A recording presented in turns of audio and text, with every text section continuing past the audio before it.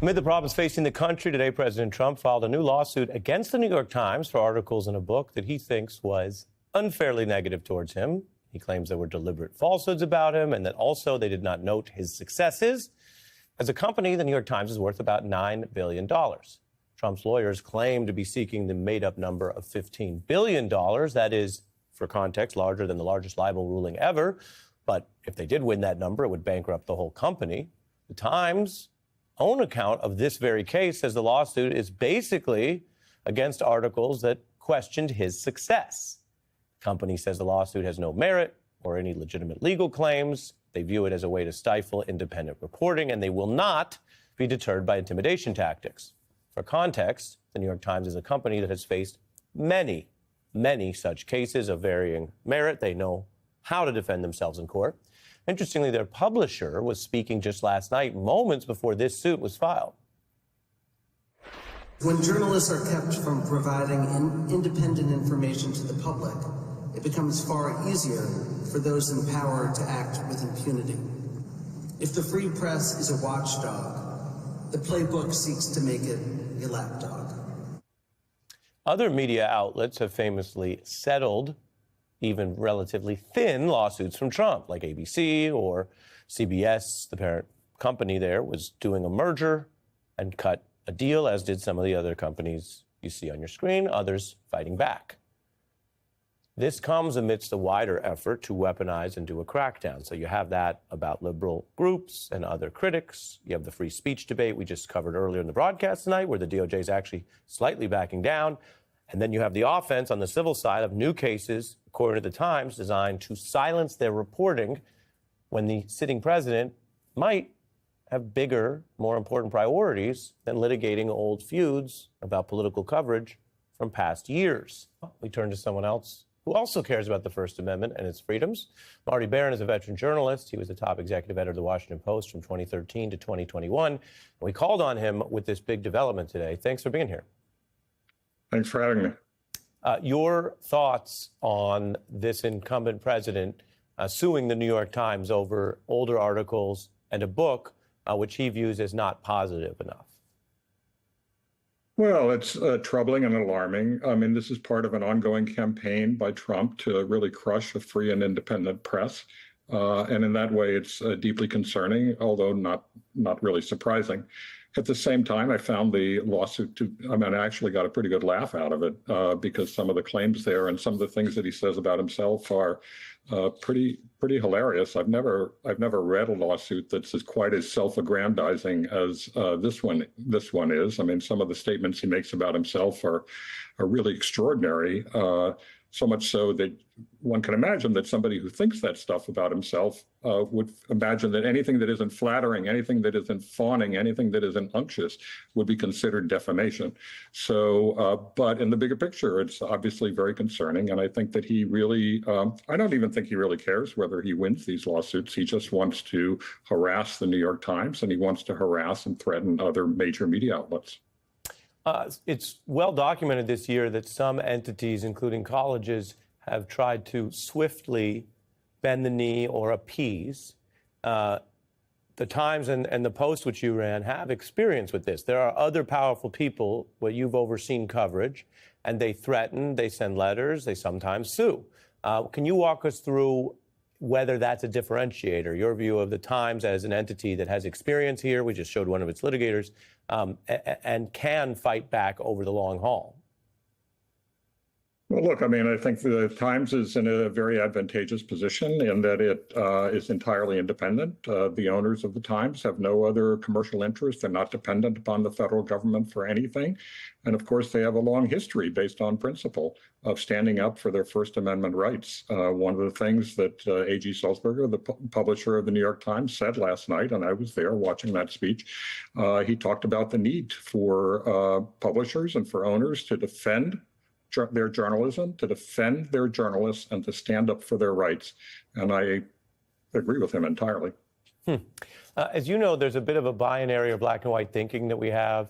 There are people on the right and allied with Trump who feel and say that the effort to call them the worst of the worst, always a would-be dictator, is unfair to their wider set of political positions. And I think we can understand that. And they're not exactly executing journalists in the street, which is a horror that we've seen along with other dissidents and those targeted in other countries and regimes around the world. We know about that. On the other hand, Sulzberger, who you just cited, who oversees the Times, had a rather detailed look at the other anti-First Amendment acts, which may not be as bad as that violence at a time when we're talking about violence, but are designed to fundamentally and unlawfully constrain the free press. I want to read from this piece, which was last fall, 24, saying that because Trump's country is still a democracy, he can't simply close newspapers or imprison journalists. He sets about undermining independent news organizations in subtler ways, bureaucratic tools such as tax law, broadcast licensing, government contracting, a short version of how Orban effectively dismantled the news media in his country. If Trump follows through on promises, his efforts would be informed by his, quote, open admiration for authoritarians as Orban. How do you view that? Well, I do think that Trump is following the playbook of authoritarians in other countries, particularly Viktor Orban of Hungary. If you look at what Orban has done in Hungary, Trump seems to be doing exactly the same sorts of things, trying to apply pressure in every conceivable way against an independent press. He views that anything that might contradict him or his story about himself as being defamatory, as being fake news. And he's going to bring pressure in any way that he can, use the entire power of the federal government against media outlets. That is what he's done. He brings these baseless lawsuits where, of course, as president of the United States, he has extra power to apply to some other media organizations, which he has done against CBS, for example, and others. He and ABC as well. He launches investigations, really malicious investigations. And of course, he engages in really vilification because he's got this incredible public forum. And it's really sadistic vilification. He uses some of the harshest language of anybody in the political arena. I mean, I don't think that kind of harsh language is appropriate for the president. I don't think it's really appropriate for anybody, but he's the biggest offender out there, and so is the vice president. And by the way, the vice president at one time described Trump in very harsh language, the very kind of language that he now deplores. He said that Trump could be the next Hitler. He said that he was an idiot. He said he was entirely unfit to be the president of the United States, to hold the nation's highest office. All of the things that Trump is complaining about about a New York Times editorial in this lawsuit are things that J.D. Vance himself has said. And that's an interesting comparison there. I also want to ask you how, with your journalism experience, it is best to cover what are efforts to normalize and degrade the sort of generally understood baseline of democracy. Because we had an insurrection, he pardoned the people. That was a huge shift that hasn't really been reckoned with. They openly muse in Trump's political operation about seizing power in a third term, which is obviously unconstitutional, and that involves some version of destroying the Constitution or enforcing that through a coup.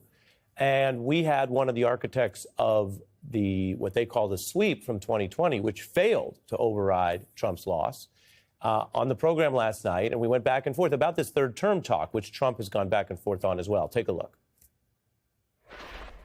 Would you rule out joining any effort to pursue an illegal third term for Donald Trump? Would I rule out? Yeah, because you were involved in 20. I don't do this stuff. Look, Ari, the only thing that happened... Is that a no? Was that a no? Would you rule that out in 28? Come on, you're getting trolled. If I'm getting trolled, why can't you tell me no? I haven't done anything illegal. I went to prison for 4 months and didn't do anything illegal. And a third term is illegal, so you wouldn't support a third term. You answered your own question. As the boss says, let's see what happens. Let's see, as an open door to seizing power, is not something we've heard from any other modern administration. What do you think is the right way for both the press and the citizenry to confront this without alarm, but also without normalizing this as some sort of choice, which it isn't? Well, I think it's very important that the press explains just how extraordinary this is and how out of the norm it is and how unconstitutional it is and how anti-democratic it all is. That's something different than just throwing labels at people and that kind of thing. So I think it's really important that we explain just how different this is, how he's following the playbook of authoritarians around the world, for whom he has openly expressed admiration, and explain why this is really dangerous. And so those are the kinds of things that I think the press really ought to be doing, is laying out those facts, because they are the facts, because the kinds of measures that he has talked about and that he is implementing, in fact, are anti-democratic, are contrary to constitutional precedent. And he's pushing the limits as far as he possibly can. And I imagine that he wants to go even farther. This New York Times this lawsuit against the New York Times is further evidence of that, is that he plans to bring lawsuit after lawsuit after lawsuit against the press, whether he wins those lawsuits or not. He brought a lawsuit back in 2009 against Tim O'Brien, who was a reporter for the New York Times, because of a book that Tim wrote questioning Trump's wealth, and he lost that lawsuit in 2011. And he said he didn't care that he had lost it, because it cost Tim O'Brien money, cost him energy, and created aggravation for him. And so he was delighted, regardless of whether he won or whether he lost. And that's what he intends to do with a lot of media outlets, is try to just make their lives miserable and cost them a lot of money. And so these lawsuits are expensive. And by the way, where they file the lawsuit, that happens to be in that federal court district, that happens to be a place where Trump has appointed a lot of federal judges. So he judge shops all the time, of course, and he likes to file his lawsuits in Florida.